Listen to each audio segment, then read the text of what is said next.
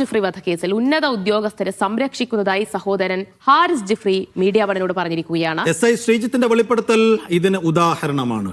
ഇതിന് പിന്നിൽ ഒരു സംഘം ആളുകൾ പ്രവർത്തിച്ചു. അവരോട് സഹകരിക്കാത്ത ഉദ്യോഗസ്ഥരെ ഉപദ്രവിക്കും.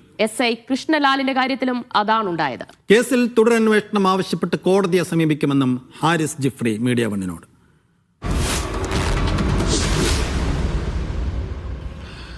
പോലീസ് ഉദ്യോഗസ്ഥനായ SI ആയിരുന്ന ശ്രീജിത്തിന്റെ വെളിപ്പെടുത്തൽ മീഡിയ വണ്ണിലൂടെയാണ് പ്രേക്ഷകർ കണ്ടത്.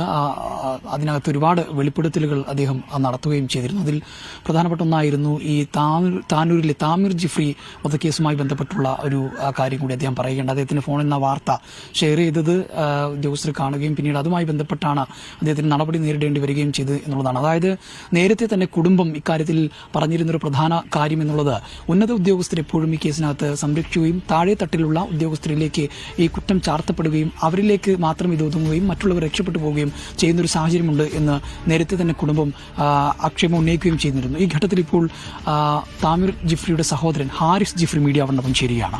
ഇപ്പം അദ്ദേഹം പറയുന്നത് ഈ വാർത്ത ഷെയർ ചെയ്തുകൊണ്ട് തനിക്കെതിരെ നടപടി, അതായത് ഈ ഉദ്യോഗസ്ഥ സംഘത്തിന്റെ കൂടെ നിൽക്കാത്തവരായിട്ടുള്ള താഴെ തട്ടിലുള്ള ഉദ്യോഗസ്ഥരുടെ മേൽ ഈ കേസ് കെട്ടിവെച്ച് മറ്റുള്ളവർ രക്ഷപ്പെടാൻ ശ്രമം നടത്തുന്നു നേരത്തെ പറഞ്ഞു. അതിനൊരു ഉദാഹരണം കൂടിയായി മാറുകയാണ് ഇദ്ദേഹത്തിന്റെ ഈ വെളിപ്പെടുത്തൽ.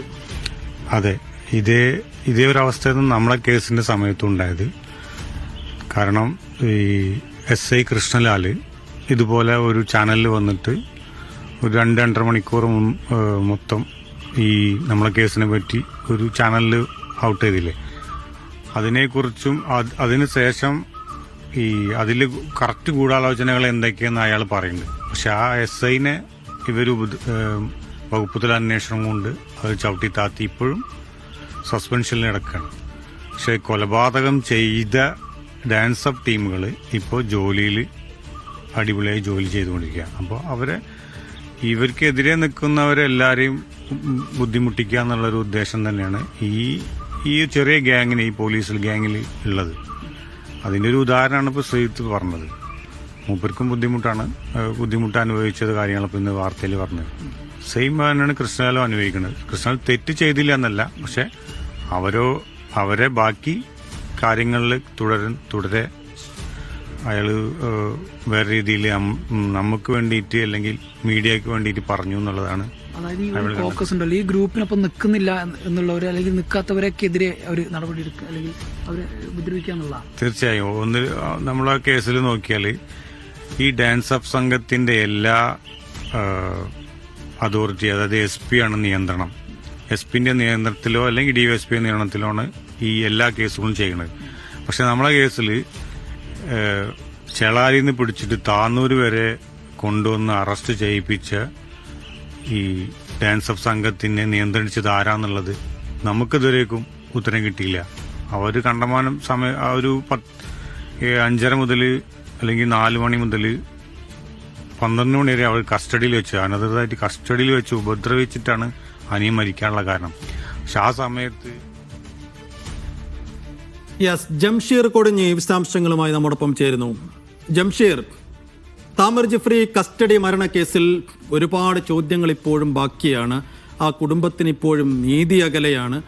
മാത്രമല്ല, അതിൽ ഉൾപ്പെട്ടിരുന്ന അതിൽ പ്രതികളായ ഉദ്യോഗസ്ഥരൊക്കെ ഇപ്പോഴും സർവീസിൽ തന്നെ നിലനിൽക്കുകയും ചെയ്യുന്നു.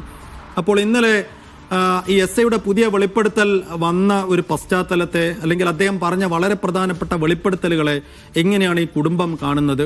കുടുംബത്തിന്റെ നിയമ പോരാട്ടമൊക്കെ ഇപ്പൊ എങ്ങനെയാണ് നടക്കുന്നത്? അതിന്റെ അപ്ഡേറ്റ് എന്താണ്? സൈഫു ആൻഡ് ദിവ്യ, ഈ കുടുംബം നേരത്തെ പറഞ്ഞ കാര്യം, അതായത് ഉന്നത ഉദ്യോഗസ്ഥ സംഘം ഇതിനകത്ത് പ്രവർത്തിച്ചിട്ടുണ്ട്. ഈ സംഭവത്തിന് ശേഷം പ്രവർത്തിച്ചിട്ടുണ്ട്. പ്രത്യേകിച്ച് IAS ലോബി ഇതിനകത്ത് പ്രവർത്തിച്ചിട്ടുണ്ട്. ഒരു സംഘം പ്രവർത്തിക്കുന്നുണ്ട്. അവരോടൊപ്പം നിൽക്കണം, അതായത് താഴെ തട്ടിലുള്ള ഉദ്യോഗസ്ഥരടക്കം അവരോടൊപ്പം നിൽക്കണം.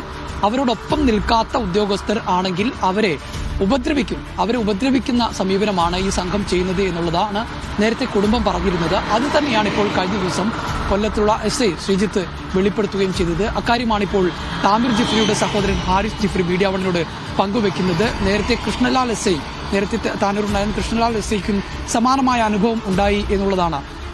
കുടുംബം നേരത്തെ തന്നെ പറഞ്ഞത് ചില താഴെത്തട്ടിലുള്ള ഉദ്യോഗസ്ഥരെ ബലിയാടാക്കി ഉന്നതർ, അന്നത്തെ ജില്ലാ പോലീസ് മേധാവിയായിരുന്ന S. സുജിതാസ് ഉൾപ്പെടെയുള്ള ഉന്നതർ ഇതിനകത്ത് നിന്ന് ഈ കേസിൽ നിന്ന് വെളിയിൽ പോകുന്ന ഒരു സാഹചര്യമാണ് ഉണ്ടായത്. നേരത്തെ തന്നെ ഇതിനകത്ത് ഉദ്യോഗസ്ഥർ കളിക്കുന്ന ഒരു സാഹചര്യം ഉണ്ടായി എന്നുള്ളതാണ് താമിർ ജിഫ്രിയുടെ കുടുംബം പറഞ്ഞിരുന്നത്. അത് ശരിവെക്കുന്ന തരത്തിലുള്ള പ്രതികരണങ്ങൾ, വെളിപ്പെടുത്തലുകളാണ് ഇപ്പോൾ